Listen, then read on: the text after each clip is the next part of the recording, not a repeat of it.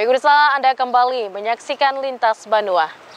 Pemirsa, Bangkalsel dengan bangga menyerahkan dukungan pembangunan spot pasar terapung di kawasan Taman Mini Indonesia Indah sebagai bagian dari program CSR. Inisiatif ini merupakan bentuk nyata komitmen Bangkalsel dalam mendukung pelestarian budaya Nusantara, khususnya budaya pasar terapung yang menjadi ikon khas Kalimantan Selatan.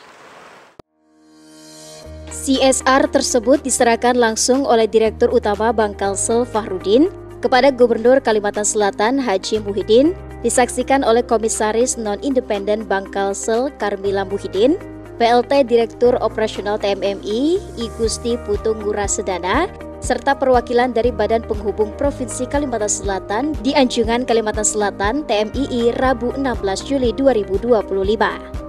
Fahrudin menyampaikan Bangkalsel merasa sangat bersyukur dan bangga dapat berkontribusi dalam upaya pelestarian dan pengembangan budaya Indonesia melalui program CSR ini. Pembangunan spot pasar terapung ini bukan hanya bentuk dukungan terhadap sektor pariwisata, tetapi juga wujud perhatian pihaknya terhadap pelestarian budaya dan kearifan lokal.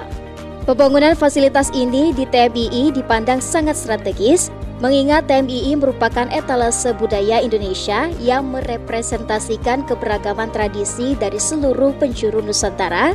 Kehadiran spot pasar terapung ini diharapkan dapat menambah daya tarik wisata, menjadi media edukatif bagi pengunjung, serta memperluas akses pasar bagi UMKM lokal. Pihaknya percaya bahwa kolaborasi antara dunia usaha, pemerintah, dan masyarakat sangat penting untuk mendorong pembangunan berkelanjutan dan TMII sebagai pusat budaya nasional. Fahrudin menambahkan CSR bagi Bangkalsel bukan hanya sebuah kewajiban, tetapi komitmen moral untuk turut serta membangun negeri dan menjaga warisan budaya bangsa. Bangkalsel juga menyampaikan apresiasi setinggi-tingginya kepada pihak manajemen TMII atas kerjasama yang solid selama proses pembangunan berlangsung. Ia berharap fasilitas ini dapat dimanfaatkan dan dirawat bersama-sama, serta memberikan manfaat jangka panjang bagi masyarakat. Eko Anggoro, Banjar TV. Informasi selanjutnya, pemirsa, UPTD Taman Budaya Kalsel kembali menggelar lomba menyanyi lagu anak berbahasa Banjar. Dibuka secara gratis dengan memperebutkan total hadiah senilai 17 juta rupiah. Lomba ini menjadi ajang mengasah kemampuan anak bernyanyi di atas panggung serta melestarikan bahasa Banjar di kalangan generasi muda. Berikut kami hadirkan informasinya untuk Anda. Kepala Taman Budaya Kalsel Suharyanti membuka secara resmi gelaran lomba menyanyi lagu anak bahasa Banjar di Gedung Balai Rung Sari Taman Budaya Kalimantan Selatan di Jalan Brigjen Haji Hasan Basri, Banjarmasin, Rabu pagi 16 Juli 2025. Sedikitnya 30 peserta yang berasal dari kalangan anak-anak mengikuti lomba ini, masing-masing menyanyikan 2 lagu, di antaranya lagu wajib berjudul Anak Pipit dan 1 lagu pilihan dari 3 lagu yang ditentukan, yakni Ulun Babakti ciptaan Suryani, Anak Paasian ciptaan Adisti Eka Handriani, dan Kuda Gipang ciptaan Sri Helma Naila.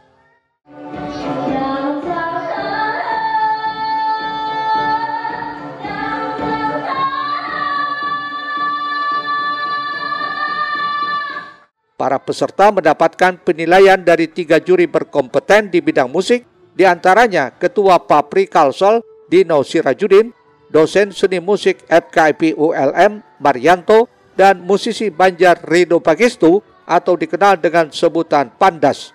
Menurut Kepala Taman Budaya Kalsel Suharyanti, lomba ini sengaja digelar dalam rangka mempopulerkan kembali lagu anak-anak yang kondisinya memprihatinkan, karena kalah bersaing dengan lagu-lagu dewasa yang lebih dikenal di kalangan anak-anak. Selain itu, lomba ini juga menjadi ajang untuk menyalurkan dan mengembangkan bakat anak, mengasah kemampuannya dalam bernyanyi di atas panggung dengan kepercayaan diri berekspresi di hadapan para penonton. Jadi, tujuan maksud kita melaksanakan lomba lagu anak ini karena lagu-lagu sekarang ini lagu anak sudah agak miris ya, banyak lagu-lagu dewasa yang lagu-lagu baru dan yang terkadang agak prihatin juga anak-anak menyanyikan lagu dewasa. Nah, itu yang menjadi latar belakang dari kita pada tahun ini agak lebih peduli dengan anak-anak, karena bagaimanapun juga anak-anak memiliki hak, memiliki ekspresi. Jadi kita memberikan sebuah tempat ruangan dengan harapan kita bisa merangkul dan kita bisa mendata seberapa anak-anak di Banua kita memiliki bakat-bakat yang terpendam di dalam menyanyikan lagu-lagu Banjar, dan ini pun juga menjadikan sebuah barometer dan menjadi perbendaharaan lagu-lagu Banjar, lagu-lagu anak Banjar di Provinsi Kalimantan Selatan ini. Lomba sehari ini digelar selain memperebutkan trofi piala juara dan favorit serta sertifikat penghargaan, juga menyediakan uang pembinaan dengan total senilai 17 juta rupiah. Erwin Yudanwari, Banjar TV.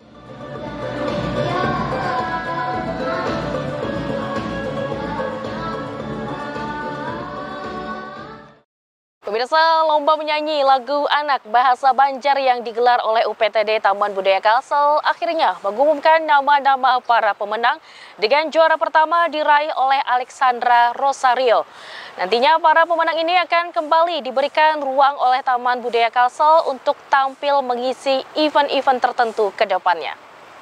Berdasarkan hasil dari penilaian dari para juri yang terdiri dari Ketua Papri Kalsel Dino Sirajudin, dosen seni musik FKIP ULM Marianto, dan musisi Banjar Rido Pangestu, akhirnya mengumumkan nama-nama pemenang pada lomba menyanyi lagu anak bahasa Banjar yang digelar UPTD Taman Budaya Kalsel belum lama tadi. Untuk juara harapan 3 diraih oleh Dino Dwi Putra Ramdhani, juara harapan 2 diraih oleh Fernita Maharadi, juara harapan pertama diraih Anzilia Fikriya Mahda, juara ketiga diraih Mia Akila Wijaya, juara kedua diraih Aisyah Altofunisa Rahman, dan juara pertama diraih oleh Alexandra Rosario. Senang ya? Oh, deh. Habis itu udah sering ikut nyanyi kah lomba? Iya, sudah sering. Udah berapa kali? Udah hampir, udah banyak. Banyak. Jadi ada berapa piala udah menyanyi?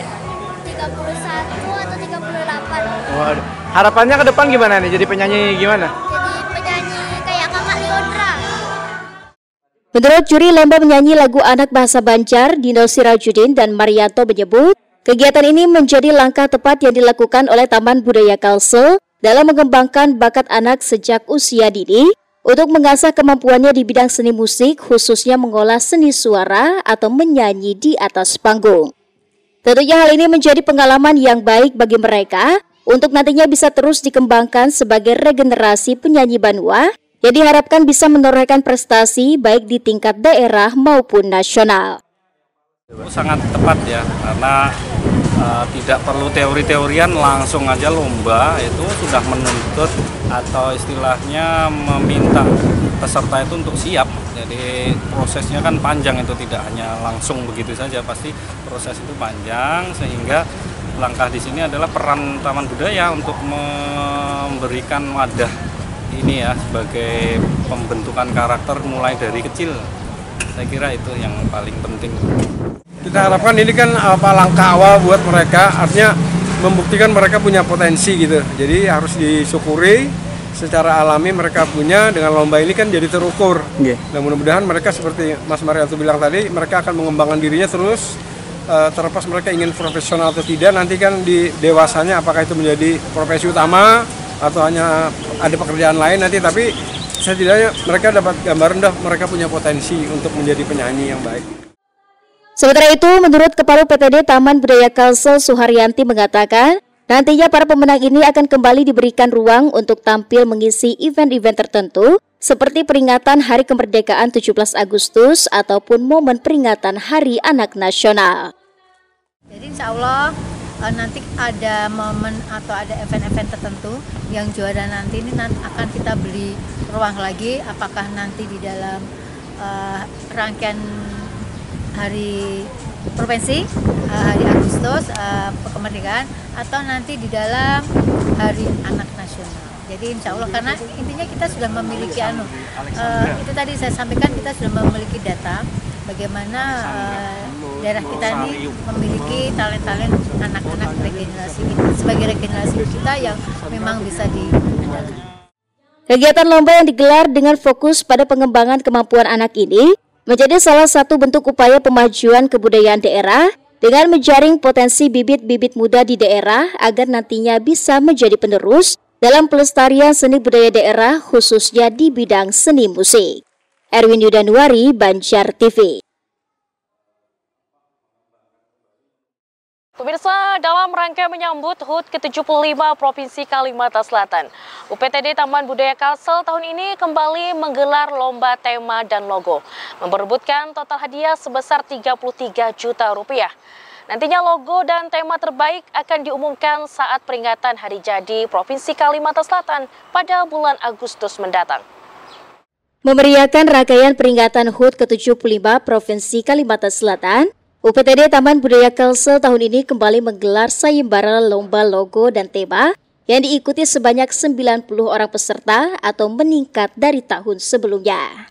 Lomba yang dibuka secara gratis sejak tanggal 31 Mei ini akhirnya mendapatkan penilaian dari para juri yang ahli di bidangnya, mulai dari kalangan budayawan, seniman, serta akademisi. Ada beberapa kriteria penilaian dalam pemilihan lomba logo dan tema ini, seperti untuk pemilihan tema dilihat dari keaslian budaya lokal hingga kejelasan pesan tema, sedangkan untuk pemilihan logo dilihat dari budaya lokal, garis bidang, bentuk, warna, tekstur, hingga ruang. Selain itu untuk materi tema dibuat sesuai dengan kaidah bahasa Banjar yang menyesuaikan dengan visi misi Gubernur dan Wakil Gubernur Kalsel, yakni Kalsel Bekerja, sedangkan untuk logo mencerminkan pengharapan masyarakat Kalsel. Menurut Kepala UPTD Taman Budaya Kalsel Suharyanti menjelaskan, saat ini para juri telah menentukan beberapa logo dan tema pilihan untuk selanjutnya dipilih langsung oleh Gubernur Kalsel Muhyiddin menjadi logo dan tema HUT ke-75 Provinsi Kalsel. Nantinya hasil dari pemenang logo dan tema tahun ini akan diumumkan pada bulan Agustus mendatang. Yang dicari yang jelas pertama mengandung karakter budaya Banua ya di Provinsi Kalimantan Selatan, terus mengandung simbol-simbol Provinsi Kalimantan Selatan, baik warna maupun seni budaya yang ada di Kalimantan Selatan. Itu yang dipilih Bapak Gubernur, dan itu menjadi sebuah, ada filosofinya juga. Kebetulan si penciptanya itu juga memberikan sebuah latar belakang atau makna-makna yang ada atau yang disampaikan di dalam lombanya dan temanya. Ini sudah dipilih sama Gubernur? Sudah, semuanya sudah. Tapi ini karena masih rahasia, nanti di bulan Agustus. Iya, di bulan Agustus nanti. Nantinya para pemenang akan mendapatkan hadiah uang pembinaan senilai 33 juta rupiah, meliputi juara pertama, kedua, dan ketiga. Erwin Yudanuari, Banjar TV.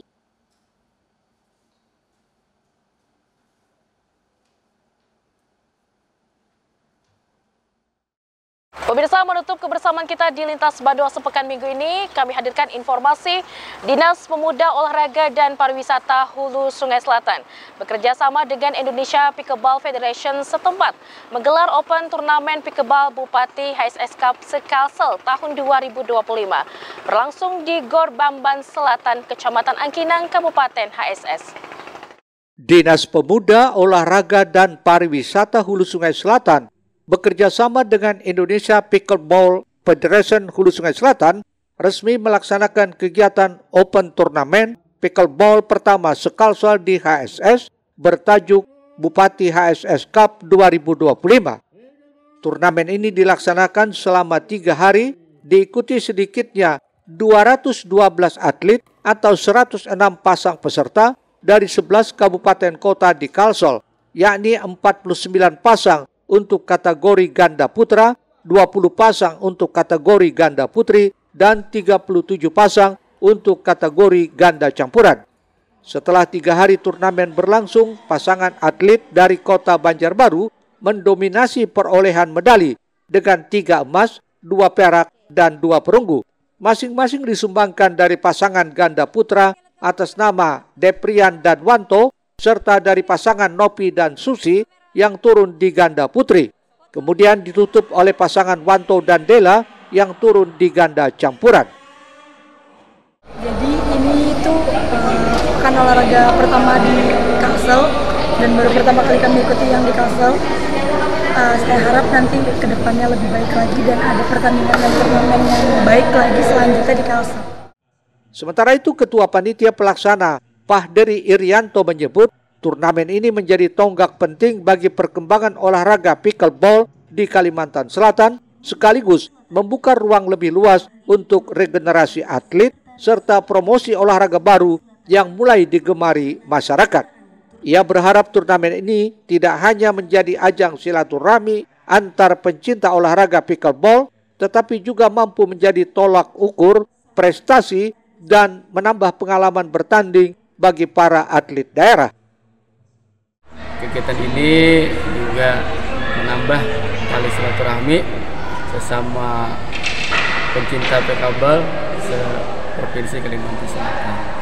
Dan kami sangat berterima kasih telah diberi kesempatan, diberi tempat untuk melaksanakan.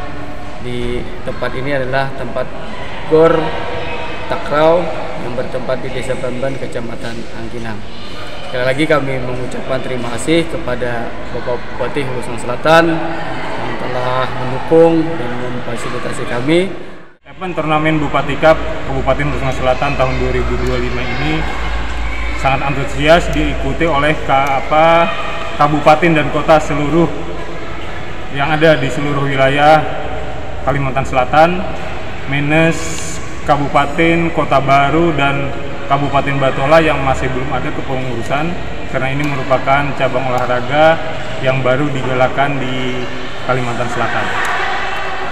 Berkenaan dengan event turnamen ini, peserta yang mengikuti kurang lebih 204 atlet dari berbagai kabupaten dan kota di Kalimantan Selatan yang mempertandingkan 3 nomor, yaitu ada nomor ganda putra, ganda putri, dan mixed double atau ganda campuran.